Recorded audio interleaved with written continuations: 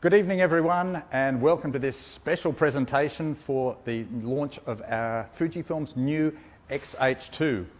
We have a couple of special guests tonight, and the first one is a famous, world famous surf photographer. He's done some brilliant portrait work. He lives over at Margaret River in Western Australia, and I'm very pleased to say we have here tonight to present Russell Ord. Thank you very much. Cheers, Warwick. Thanks for Thank having you. us. We're straight into it, are we? Yes, we are. I'm just going to give you who I am in 60 seconds. Quick rundown. I'm from Margaret River, like Warwick said. Got 3 kids. Got to year 10 at school. Failed all art classes. Never picked up a camera until I was around about 24, and that's basically because I got injured surfing, and instead of sitting on the lounge and getting unfit, I went down and shot a few of my mates and then the local board riders, and then it kind of just went from there. And I fell in love with photography once I got a water housing, because the surfing is quite competitive and you're in the water, you're always competing with surfers, but I just found like I could be on my own and do my own thing. And at the same time I was a professional firefighter, so I got to dabble in photography but still have an income coming in. And I've been a full-time photographer. I quit the fire brigade, I won't go into why, about 8 years ago, and I've been a full-time photographer since then. So why me? Why'd Fuji pick me for the X-H2? And I was thinking maybe it's because, you know, 85% of people live on the coast, or 50 kilometres from the coast in Australia, and be a good marketing ploy considering I shoot waves, but it's probably more the fact that I can put the camera through its paces. You know, shooting surf, you're shooting high speed action, different lighting conditions, not to mention all the elements that go into it. Those same elements you can see up on the screen there makes these kind of shoots really difficult, because when I get a brief from Fuji, this is in like quite a few months ago, they're like, in 8 weeks time we want you to shoot on this day and we want you to shoot surfing, which doesn't really kind of work. You kind of like, I need like a 10-day window to get anything decent. You guys in Sydney had the worst weather ever through July. I actually flew in on the Thursday and there was road closures, and I was like, oh, I don't know what I'm going to shoot for this campaign. So it does make it difficult, because there's so many elements that have to come into play to get good action surf shots. So the surfer's journey is just documenting the day in the life of surfer Brett Bircher. He's a good friend of mine and ex-professional surfer. You kind of need to work with a surfer that can get the job done, like in average conditions to big wave surfing, and I've done a lot of work with Brett in the past, and plus Brett brought a lot of knowledge because it was down his way with local knowledge. And also surfboard shaper Kirk Björk, who shapes boards internationally for, I mean, his son's an incredible surfer himself, but I mean, I won't call Kirk the backup plan, but it was just like I knew I could get something in the shaping bay with Kirk, because you know, you're not basing it on all the weather elements. And it's just how both their personal and work life revolve around the waves. We're going to play a little video now. Is this how the rundown? I'm not sure. We've changed it up a bit. Got the sound?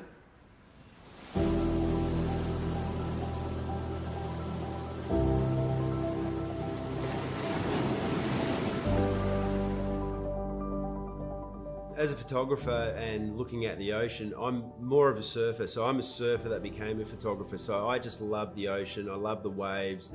I love how other athletes or surfers surf the waves. So for me, it's capturing that to the best of my ability, and it's more about the feeling of the ocean than the photo itself. It's being submerged in water, it's the breath holds, it's the elements, it's the wind, it's the rain, it's all that stuff that I love, and the camera allows me to have that journey within the water.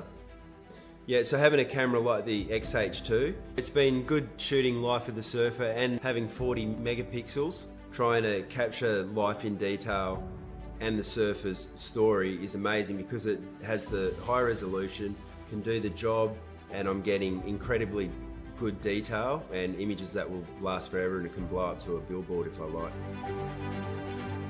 Yeah, the benefit for me with the X-H2 and the quick autofocus is I'm always shooting action sports. So in the surfing world, I'll have a surfer take off. It was like focused on the surfer 100% every time.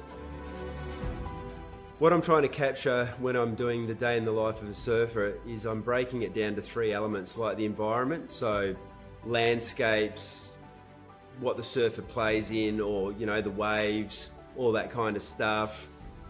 Lifestyle, which could be portraits, the lifestyle around the surf. And the last point would be captivating detail. Dust, hands in the shaping bay, water droplets, and real close-ups of waves and the water itself. I've got to be worried about breath hold. I'm concentrating on surfers, not getting hit by surfboards, not getting stuck in the rips, not getting smashed onto reef. So the camera is the last thing in your mind that you need to protect, because you've got enough of those dangers personally to worry about a camera. So it's great having the X-H2 that can take all those bumps and bruises. Coming from the Fuji GFX world, I demand high resolution, and the new X-H2 allows me to capture that in spades.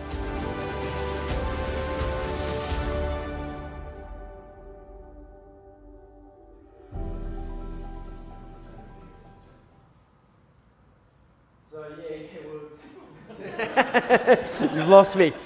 We'll keep going to the next shot, but there's a few specs up there. I was shooting everything handheld with the 200mm beautiful lens.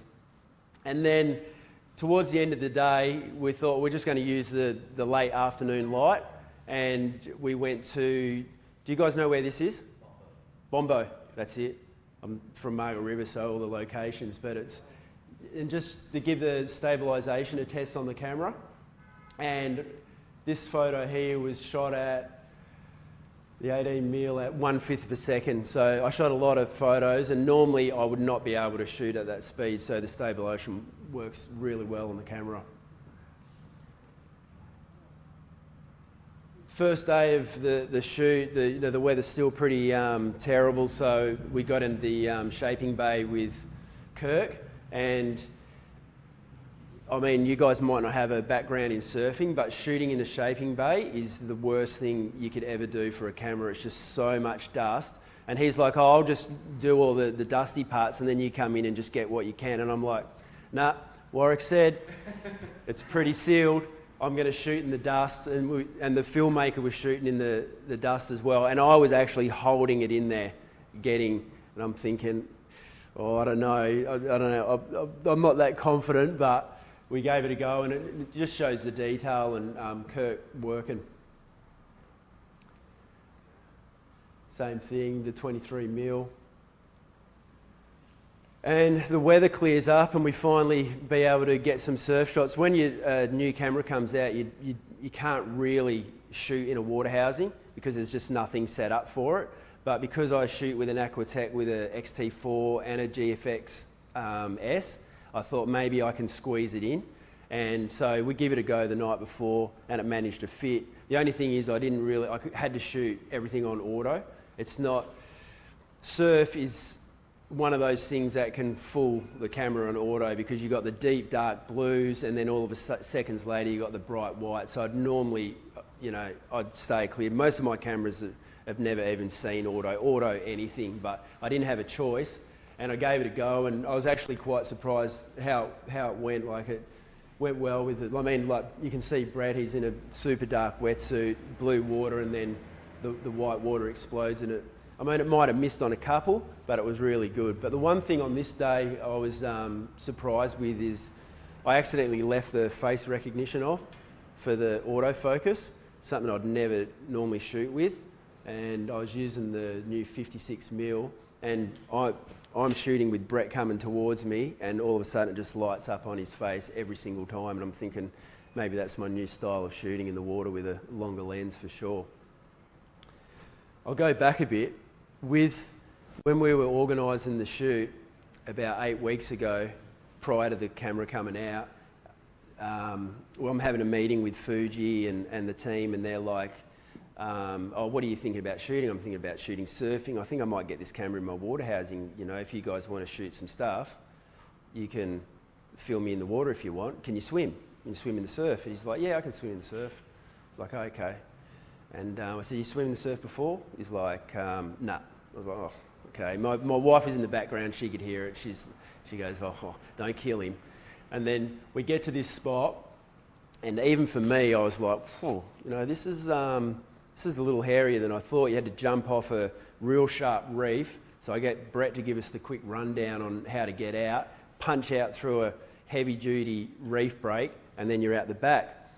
And then the filmer comes along and he gets his flippers out, dive flippers, and I'm like, oh, this is not going to be good. This is going to be quite interesting. You stand on the reef in dive flippers this long and the water gets under them, it's see you later. But he gave it a go. He got out there eventually, unscathed, which was good. And then we're sitting out in the surf, and he's probably another 5 metres out, and he really wasn't watching what he was doing. And I said to him, look, there's a wave coming. This is how you go under it. Like, this is what you do.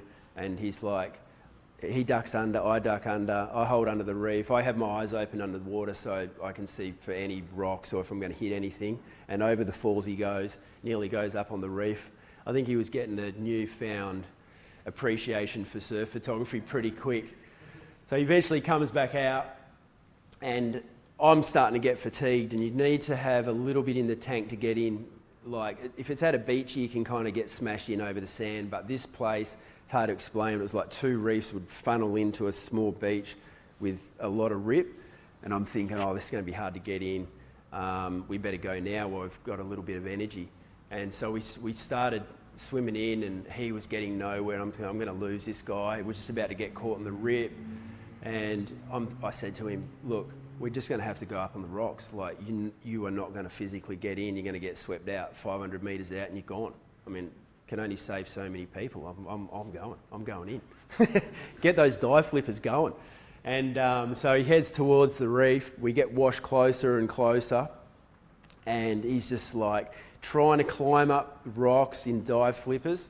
And I'm yelling out, go, go, go. And he's thinking, no, no, no. And this wave comes and just puts him up on the reef. But I take my hat off to him. He, anyone that can do that, like first go, it was an incredible effort. So I'll just flick through a few more shots.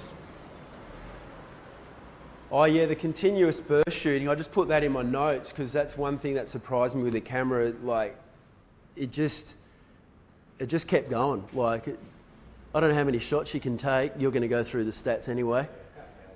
About 1,000. Well, that's a little bit too much. But yeah, there's just no lag, no anything. Just bang it out. Pretty good for action shots, and I'll certainly be getting one.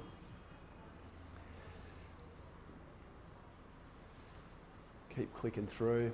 Just another ocean shot, nice and close with the 56mm.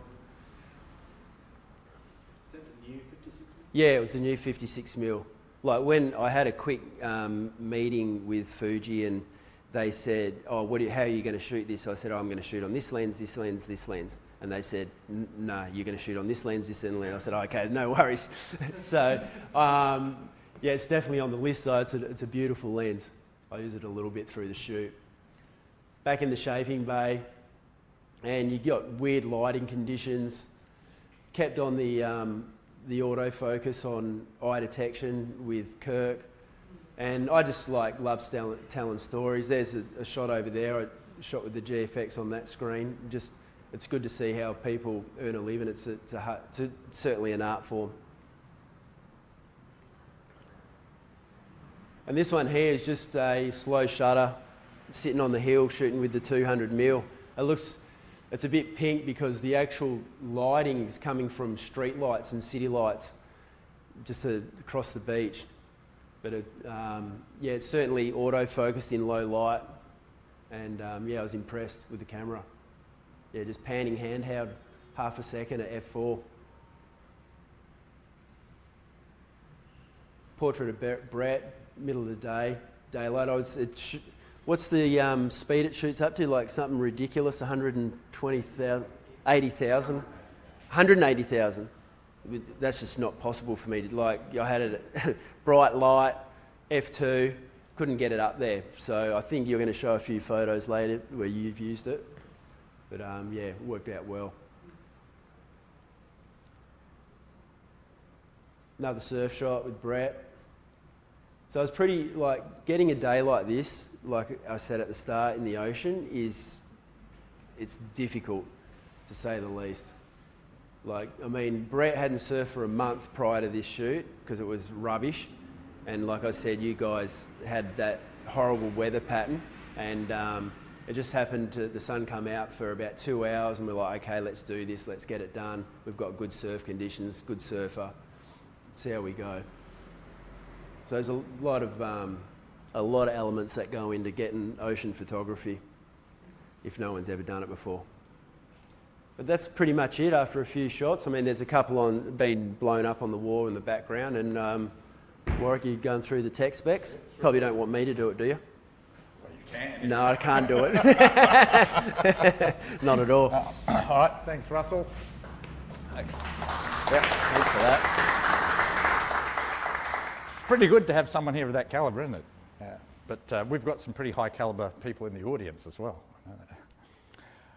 Okay, what I'm going to go through are the 3 new products that we have, the X-H2, the new 56 1.2 lens, and the new GF 20 to 35 lens for our GFX cameras. Why is it doing that?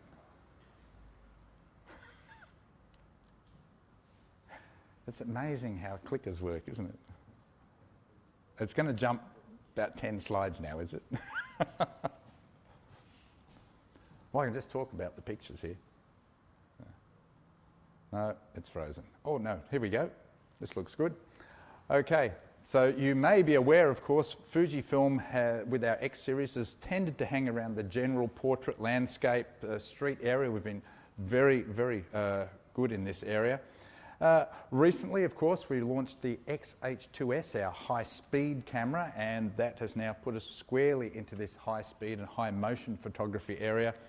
Well, now we're going for the jugular with the high-resolution photography. Now, of course, we're already there with the GFX, but it's a tall order to do it with an APS-C censored camera. However, I think you'll be surprised. The new X-H2 has a 40.2 megapixel BSI X-Trans sensor. That's, of course, our proprietary design sensor. It's called this Generation 5 HR, HR for high resolution or high res, and it's the basis of the new X-H2. It also offers 160 megapixel true color pixel shift recording, so you can record some very high resolution, ultra high resolution images with this camera. That's a first for our X series camera. Of course, we were able to do that with our GFX cameras. Subject and face eye detection, of course, this is something that was introduced with the X-H2S and now exists on the X-H2 as well. And of course, the camera offers 15 frames per second continuous shooting with the mechanical shutter. Very reliable, this is, and very fast and very smooth and quiet. Powerful 7-stop image stabilizer, 5-axis, great for stills, great for movie work as well. And of course, this camera has the other magic number apart from 40 megapixels is the 8K 30p video. So this is a very interesting product.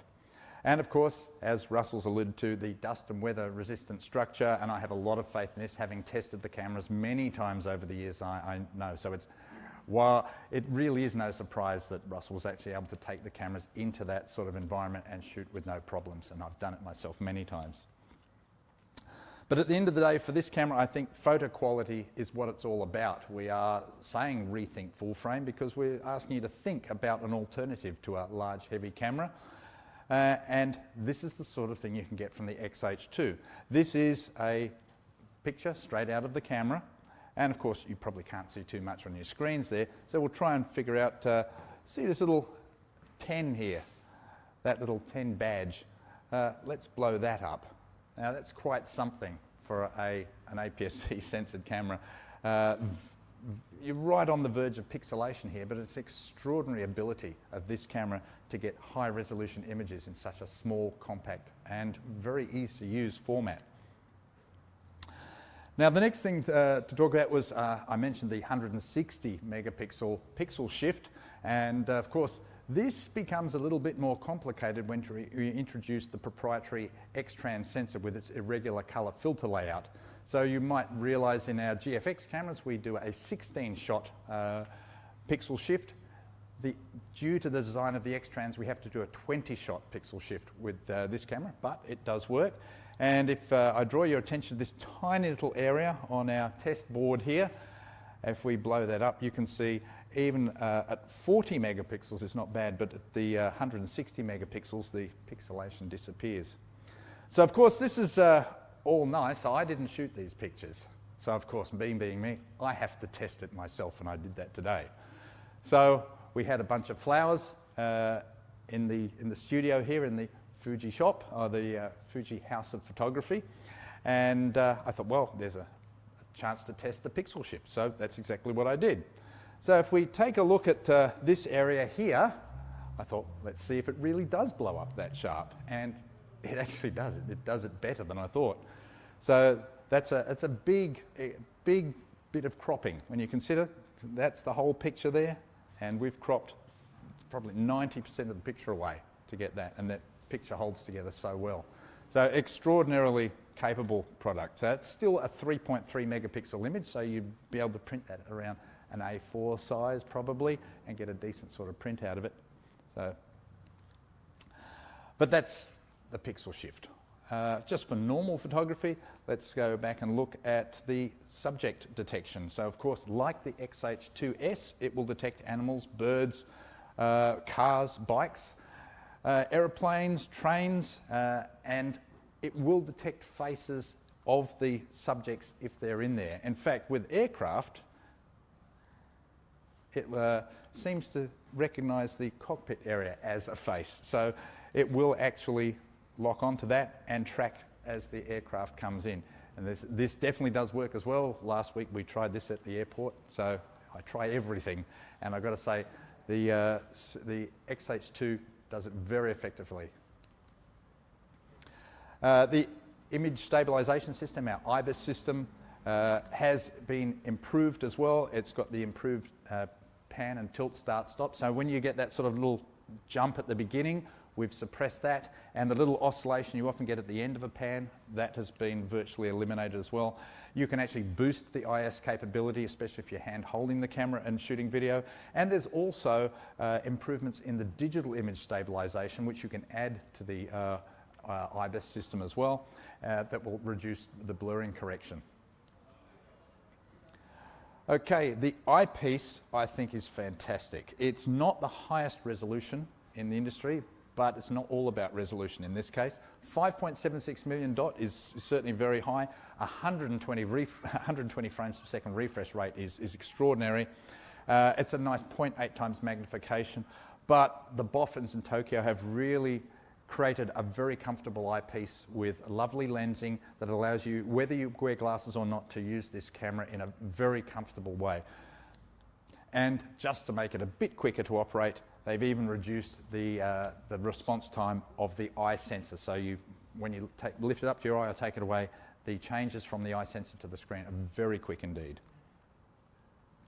Movies, of course, following on from the X-H2S, we have our instant movie record button. So at any time, if you're in the normal photography mode, you can press that red button and start videoing, and it will record video at however you have the camera set up. If you want, you can actually set the mode dial to your movie settings and actually go and adjust the movie settings to your heart's content. Of course, you've got all the big resolutions here, 8K and 6K, as well as 4K and, of course, full high def.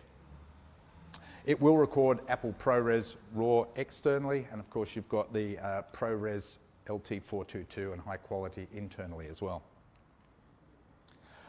If you haven't looked at 8K before, this is just a representation of where it sits in the scheme of things. So you've got the top left-hand corner, you've got your full high def, your 1080p. I can remember everyone raving over that a few years ago. Of course, when 4K came out, that was impressive. But 8K is just staggering. 8K is 16 times higher resolution than your full high def. So just imagine what you can do with this. Okay, some other unique features just pertinent to the X-H2. We have a focus meter. Looks a little bit old-fashioned, but it's great. So a little focus meter that tells you when, where you are actually in focus when you're manually focusing, so you can do your focus transitions and know exactly where you are. It's very useful, and it can also be combined with the focus peaking feature as well. The camera has a digital teleconverter, so you can actually add a 1.4 times or 2 times digital crop to your still pictures. I think what's more impressive, you can actually add a 2 times digital zoom to your lenses. So if you've got a prime or fixed focal length prime lens, you can add a zoom to that. And if you have a zoom lens, you can add a digital zoom to that. And it's rather clever. It uses the 8K resolution to give you your digital zoom in your 4K. Your 4K will zoom in your full high def. So you effectively don't lose resolutions in those modes.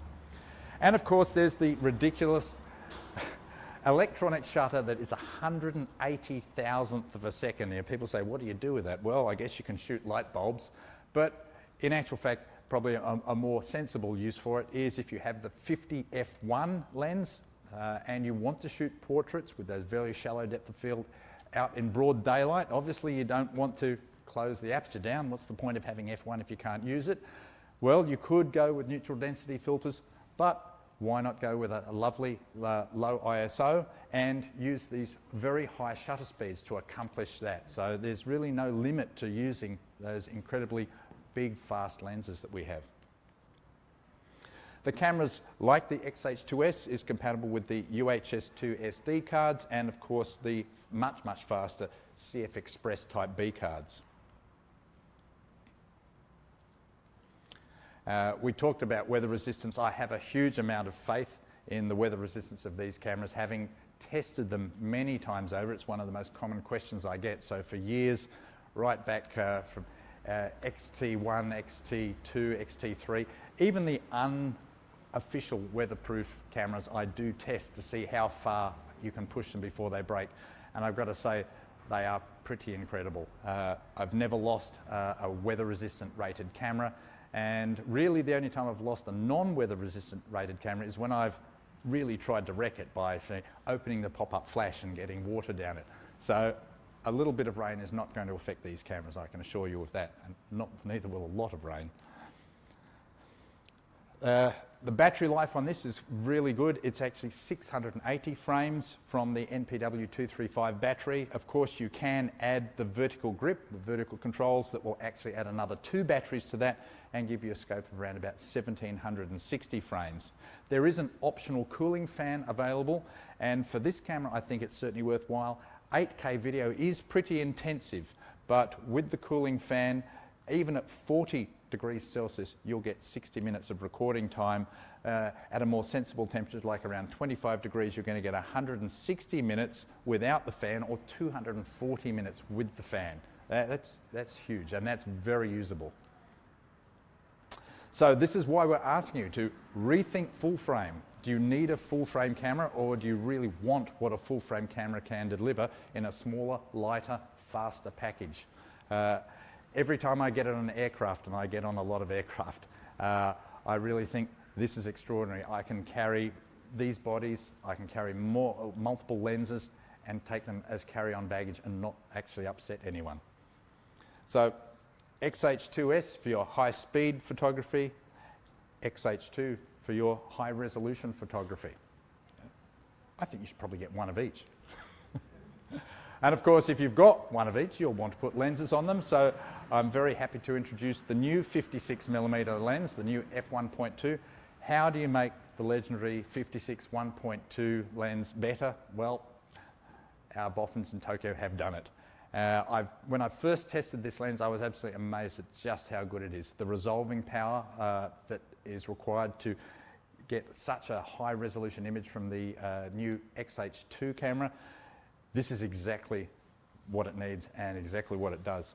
Beautiful looking lens, and the results really do speak for themselves. I can see a lot of people using this. It's a very versatile lens. You don't have to just limit yourself to portrait photography, although it's brilliant for that. We've improved the bokeh by increasing the number of aperture blades to 11, so you get a very nice round bokeh. Also, the onion peel effect has been eliminated. Colour bleed from that bokeh has been reduced right down. Even the MOD, or the minimum focusing distance from the sensor to the subject, has been reduced. So we're now down to 50 centimetres. This makes the lens itself much more versatile. And of course, dust and weather resistant as well. Talking about weather resistant lenses, of course, the GFX system is entirely weather resistant, everything, and that, bodies, lenses, accessories, and as is the new GF 20 to 35, our widest angle GF lens, which is a beautiful, beautiful lens. This one will certainly please high-end enthusiasts. It's one of the lenses that when it first started appeared in the rumour sites, I couldn't believe how many people were asking about this lens. So I'm very pleased to have it out and show people. It's relatively small for what it is. The zoom is internal, so it doesn't change its size. It's very easy to use. 82mm filter, so it fits in with the other filter systems that we have with the GF lenses. No special wide angle adapters or anything you need for that. Very useful MOD, or close-up, of 35 centimetres, and it's just a lovely lens, and works so well, of course, with our GFX system and the staggering resolution that you can get out of that as well. Oh, this is a surprise. Yes, this is the, for those that are interested, or I can see some people here leaning forward looking at this. This is just for the tech heads. So I was been asked about this a couple of times, how you actually do a pixel shift with an X-Trans sensor. And this was really what it was about. So if you think it's easy doing this, no it's not, but Fujifilm has found a way around it. And this is basically the system that we have to use to get a multi-shot, or pixel shift multi-shot, with our cameras. Okay, so any other questions? Yeah. Save buying one of each. Save buying one of each of the X-H2 and the S, if we were to make up our mind there. They obviously have both their strengths, but the question I still have is how much of a penalty do we have to endure in AF performance, in the automatic object detection and all that, going from one to the other? Okay, so the X-H2S is sort of like your sports car. It's fast. It's running about 4 times the data through its processor in order to pinpoint the various focus or the subject matter that you're focusing on. So that's why, using the car analogy, it is like your sports car. It's fast for that sort of thing. The X-H2 is probably a bit more like your SUV. Instead of horsepower, using torque. So it's got the grunt power, the high capacity sensor, which also has 3.33 million phase detection sensors on there. So it's just using its sheer resolution size to be able to accomplish its focus. Yes, it's a little bit slower, but what I've found is there's not too much of a problem using either. It's when you start to get to the extreme subject matter. So for instance, with the X-H2S, if you're at a racetrack photographing cars whizzing by at 200-300 kilometres an hour, that's where the S is going to be really good. That's where it's really going to pay to have that particular camera. If you are, for instance, photographing a bird, I was trying something the other week with the X-H2 and the 150 to 600, and there was a cockatoo in a tree, literally is about 750 metres away, and it probably took up around about 2% of the frame, and the camera was in bird detection mode, and it identified a white cockatoo in a bird that far away. Now the X-H2S, which I then quickly sort of switched over, really did struggle. It couldn't identify it that far away. A little bit closer, it could. So you've got pros and cons. And that's why I say, buy both. You've got the high resolution, you've got the high speed. You probably only need to make that choice if you're operating at those extremes. I'm more than happy with X-H2S. I like the speed, I like the resolution. Yeah, I've got no problem with X-H2. I could use that as well, and I'm fascinated by the resolution, especially the pixel shift resolution and the clarity and detail you can get out of that. It's quite extraordinary.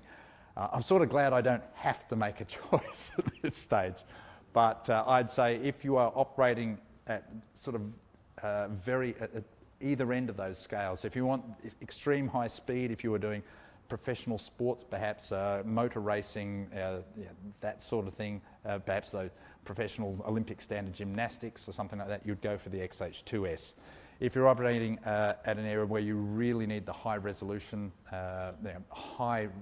landscapes, or perhaps wildlife where you're going to crop a lot of the picture out because the subject matter is that distant, then that's where that would come in. But yeah, but in the middle, I don't think you'd have too much of a problem either way if you're sort of generally around the middle area.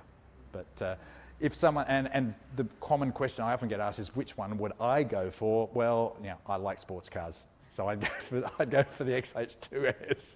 But playing around with the H2 in the studio today, wow, that's impressive. That really is impressive. And it coming from an electronics design background, I'm sort of fascinated about how our guys have managed to get it to operate that well, because it really does. It competes with full frame head on in this area. We have a related question, Warwick, from online. Chris asks, how would the AF performance vary between the XT4 and the X-H2? Is there much of a difference?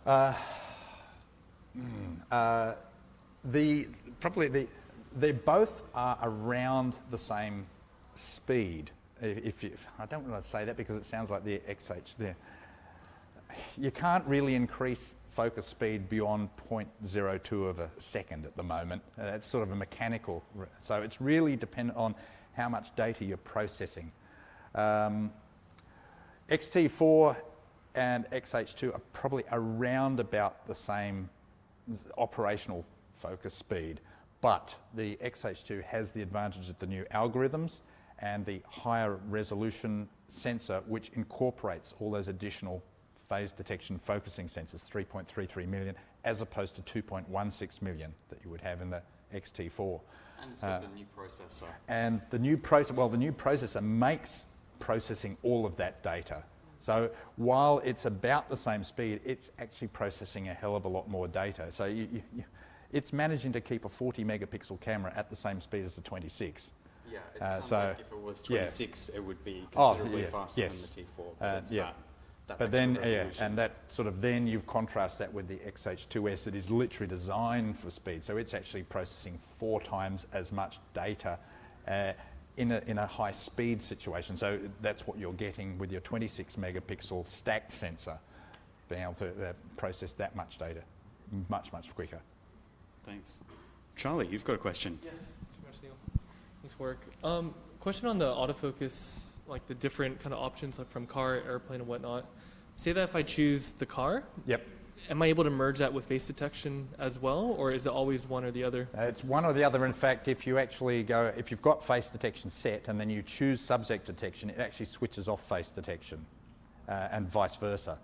What I will say is that in the bird mode, the plane mode, train mode, it will look for a face, if you like. In the motorcycle or motorbike mode, it's more interesting. It actually identifies it. If you point at a bike, it will identify a motorcycle. If there's someone sitting on it, it will identify the person. If it can see their head, it will go for the head. If it can see the eyes, it will go for the eyes. So in that sense, you've got face detection in the motorcycle mode as well. So. Thank you. Russell, come on down. Yeah. Just not a technical question, is it? Maybe a little bit, yeah. How did you find the face? I know you touched on it in your presentation. Face detect on the H2. So you actually used that a little bit. Yeah, so I'd never used the face detection normally in the surf. I only kind of left it on by accident, and then it just started going off, and I was like, well, this is actually really good. So Like, you got a surfer coming towards you, you've got a lot of water droplet spray, and it was hitting him every time. So I kept it on for the shoot. And then I shot from land a couple of times as well, and it was detecting face detection from 200 metres. And then I did actually play around with the birds. I mean, I'm not a bird photographer, but I thought this is a bit of a gimmick. I'll stick it on the birds and start shooting seagulls going through the trees and see how this thing goes. And I'm like, I don't know how they do this, but it works pretty good, like real good. Yeah. I'm pretty surprised. Awesome, awesome. Do we have any more questions from our live audience? Not at the moment, that's cool. We do have some more from online. Another one from Russell. Coming from GFX, what did you think of the H2 and the resolution out of it? Yeah, it was amazing. Like, it's a tough one because the program that I use hasn't come out fully for, you know, because the camera is so new. So I didn't get to play with RAW files. So what you see here is basically JPEGs out of camera. But I did play, I kept all the RAW files, and I'm looking forward to having a look when I get home. Apparently the program's up to date. But yeah, it's good. It's real good. That's good like, to hear. Yeah. You're used to the 100 megapixel GFX. Yeah, and anyone that shoots a GFX and play with the RAW file, you're blown away, and you think if you go the other way, sometimes you're like, yes, it's okay, but no, this is real good. Awesome. This one might be more for Warwick. Has Fujifilm talked about which lenses in our lineup can fully resolve the 40 megapixel sensor? Oh, yes. If I can do this from memory. First, all the red badge lenses, so there's 6 of those are covered. The 1.4s will work, although that doesn't include the poor old 35 1.4. It's probably our most popular prime lens. The 16 wasn't on there.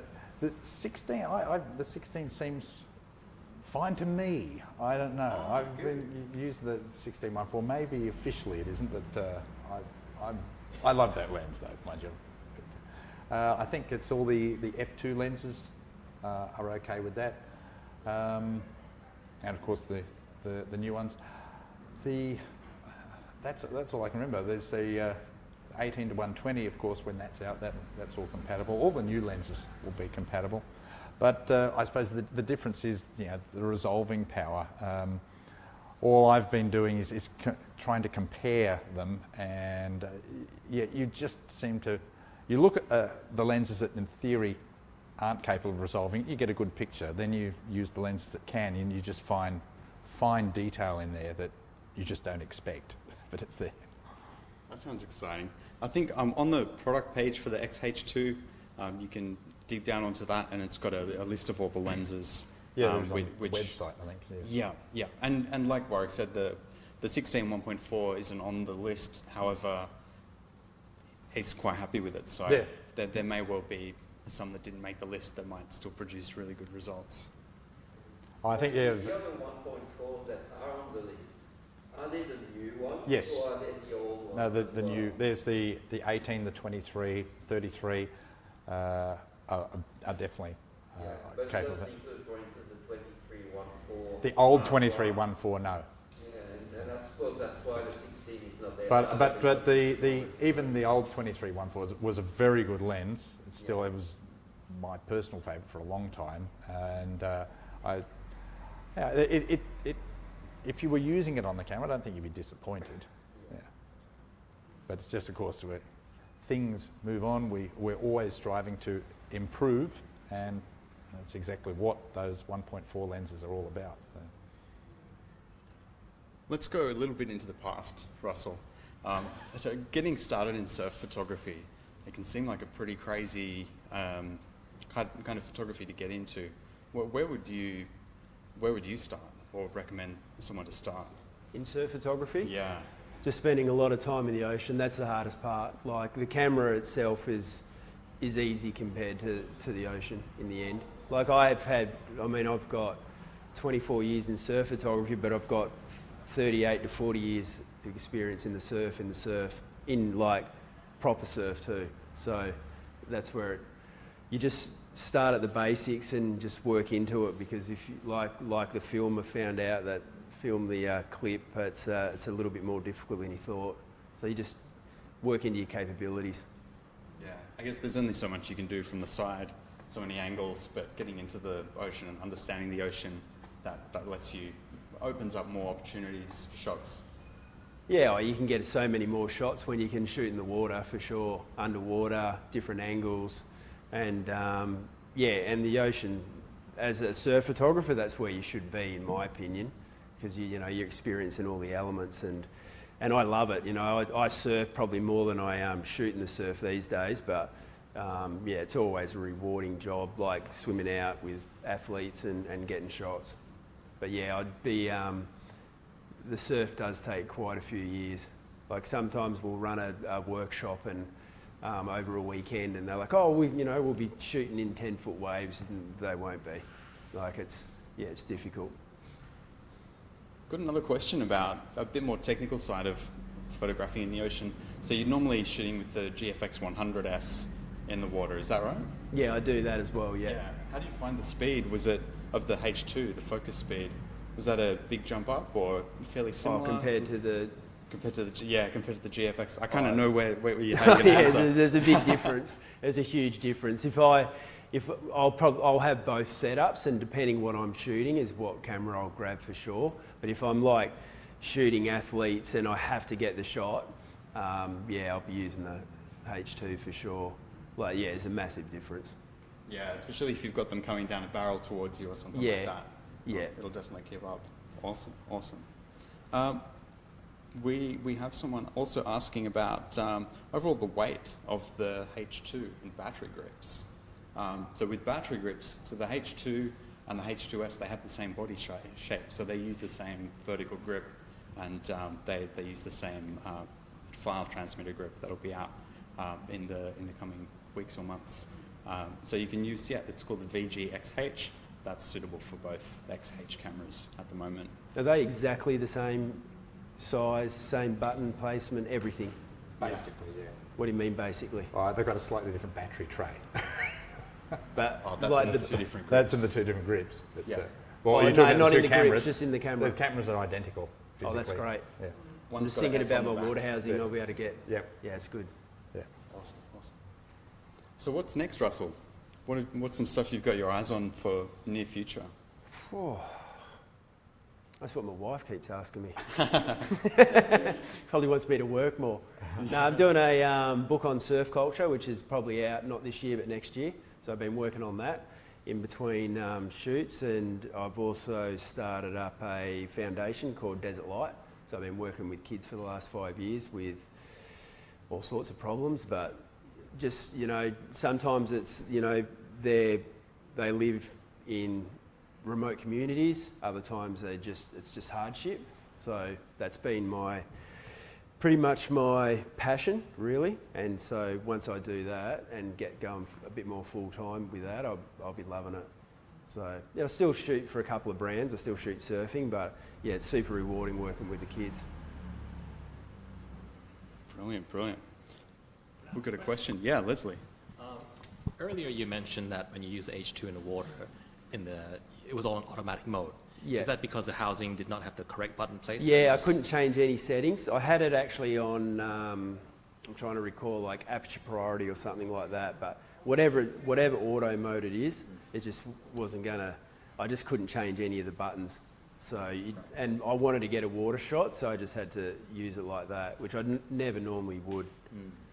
But it's, I had someone just the other day, like last week, had a Fuji camera, saw me in the street and asked me, how do you shoot on aperture priority? And I was like, no idea. Like, my camera just stays on manual and that's it.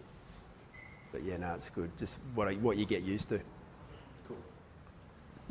Thank you. Final call for questions online and in the House of Photography. Of course, now in the House of Photography, we've got a wall with prints of Russell's shots. They're pretty impressive. You've seen some of them in the presentation, and seeing them up close is quite impressive.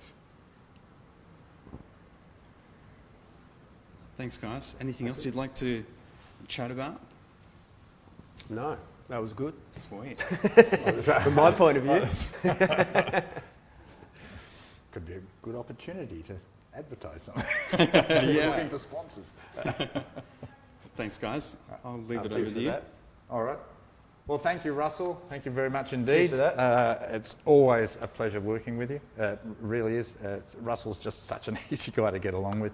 That's why you're probably going to do a lot more of these. It'd be nice. It's always good working with you, like especially when I get tech questions. Thank you. Palm them off. Oh, that's what I'm here for. But thank you everyone here for coming along tonight. Thank you everyone out there in the web world for tuning in and watching us. I'm sure we'll be doing this again very, very soon. Oh, I shouldn't have said that, should I? All right. Good night, everyone, and thank you again. Bye now.